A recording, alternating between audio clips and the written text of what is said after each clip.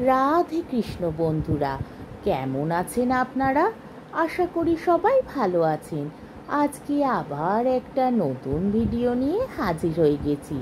ভিডিওটি শেষ অবধি দেখার অনুরোধ রইল। আজকের গল্প বলাইচাঁদ মুখোপাধ্যায়ের খেদি। তখন সবে সন্ধ্যা।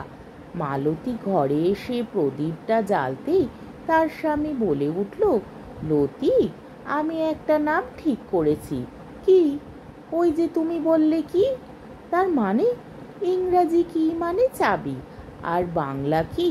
একটা প্রশ্ন। মেয়ে মানুষের পক্ষে বেশ মানানসই নাম হবে।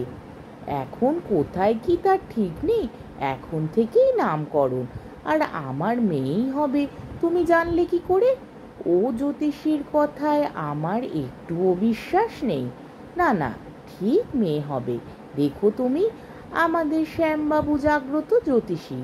ধরো যদি মেয়েই হয়, তা বলে ওই নাম রাখতে হবে?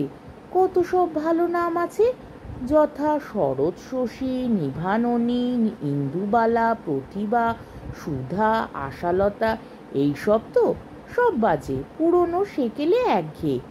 আমার মেয়ের নাম হবে একেবারে নতুন। মালতীর প্রসব হবার 2 মাস পূর্বে তার স্বামী কলেরায় মারা গেল। প্রসব হতে গিয়ে মালতীও মারা গেল।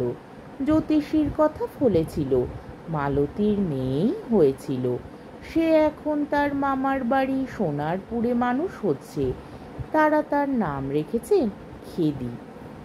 আজকের গল্পটি এখানেই শেষ হলো। আমার ভিডিওটি যদি আপনাদের ভালো লেগে থাকে, তাহলে আমাকে কমেন্টের মাধ্যমে আপনাদের মূল্যবান মতামত অবশ্যই জানাবেন এবং আমার ভিডিওটিকে লাইক ও শেয়ার করার ও আমার চ্যানেলটিকে সাবস্ক্রাইব করারও অনুরোধ রইল। তাহলে আজকের ভিডিওটা এই অবধি। পরের দিন আবার অন্য কোনো গল্প নিয়ে হাজির হয়ে যাব। ততক্ষণ পর্যন্ত আপনারা সবাই ভালো থাকবেন, সুস্থ থাকবেন, সাবধানে থাকবেন এবং আমার ভিডিওটি দেখতে থাকবেন।